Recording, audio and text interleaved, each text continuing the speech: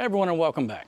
Today in this video, we're going to cover the top mods we've done to the Tundra four-wheel camper setup to kind of illustrate just what we've done to it to make it the best we can for our conditions of how we like to travel and the plans we have. Let's get started.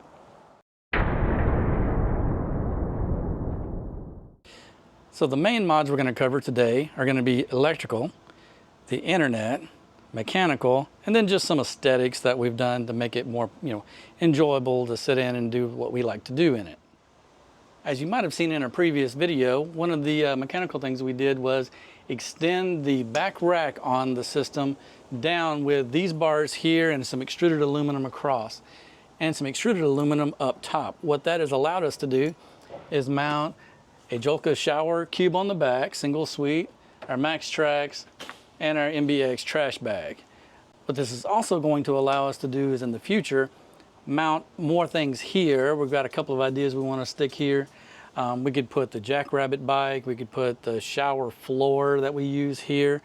And the key thing here is it's braced against the frame. It doesn't hold the weight, but it supports the weight, and it still leaves plenty of room for us to get to the undercarriage, under tray storage here that we can pull out. One of the simple mods we did on the outside was installing extra steps.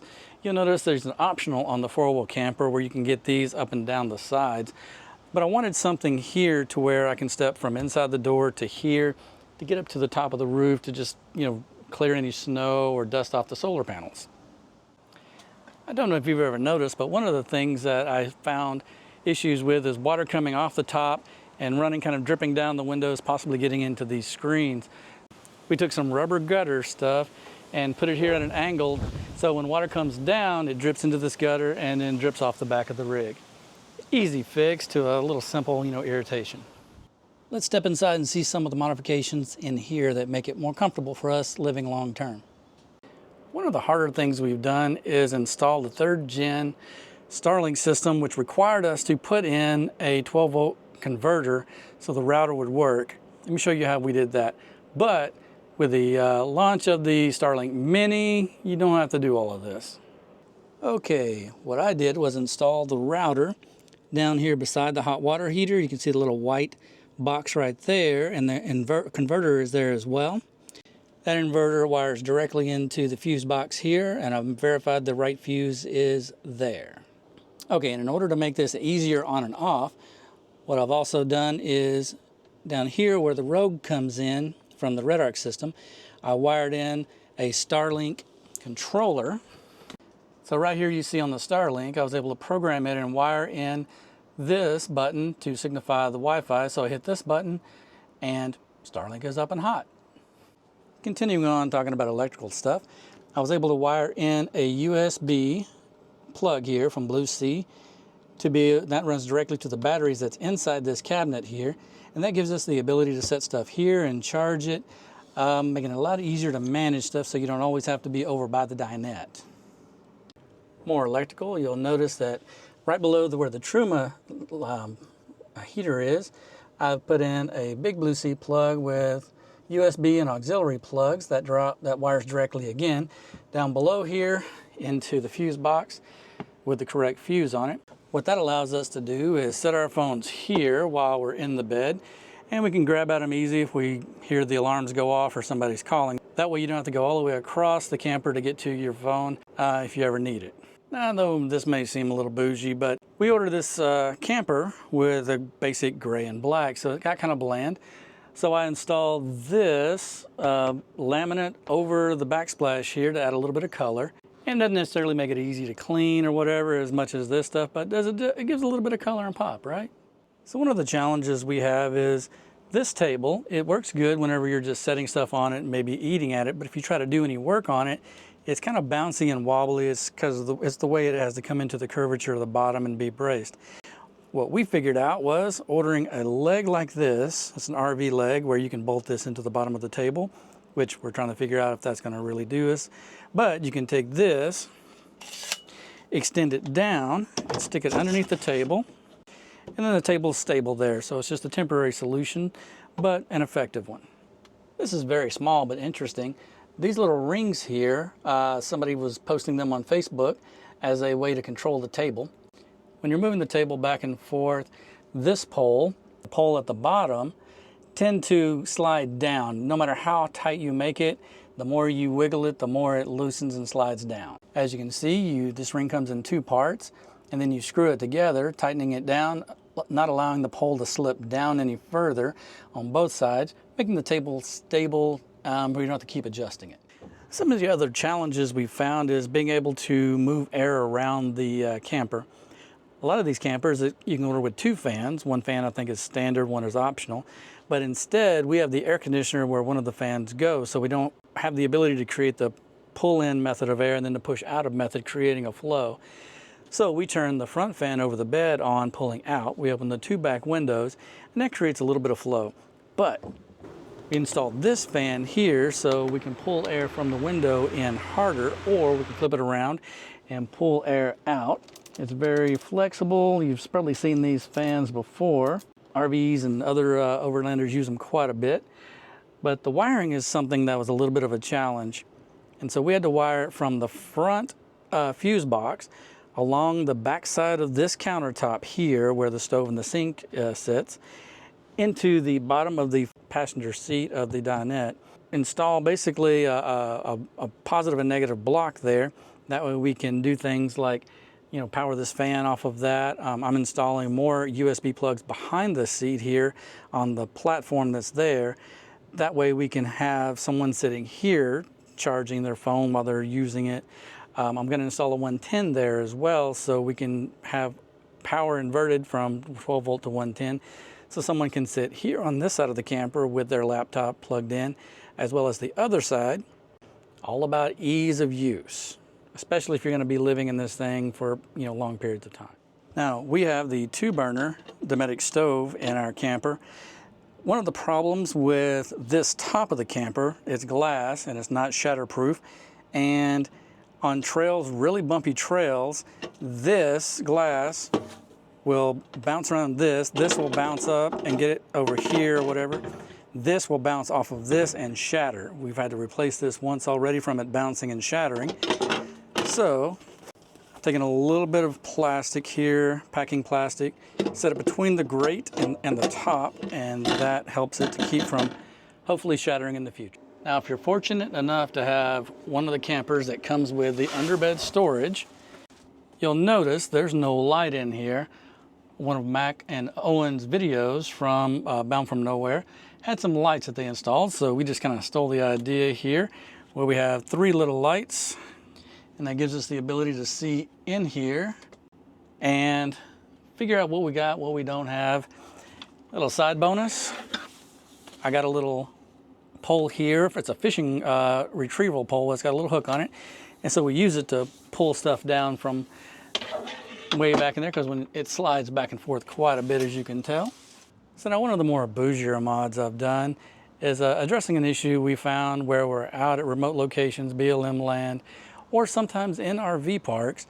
There's a little bit of a possible, you know, things going on that we want to be able to understand outside or see outside, because it's hard to see out some of these windows. You want to keep them up sometimes at night.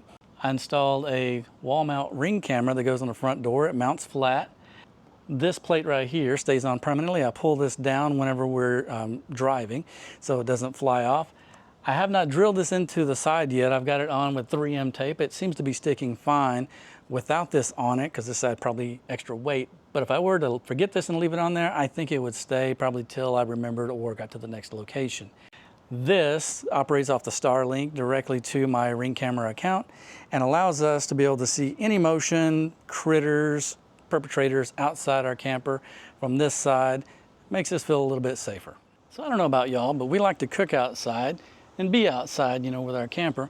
We set a table up right here by the propane where we can pipe directly into that to our stove, make it nice and easy. But one of the more interesting things is this is a device made by Seasucker.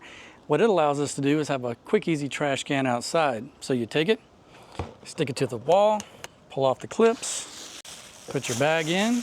We carry a lot of these little Walmart sacks, and then put your clips back on.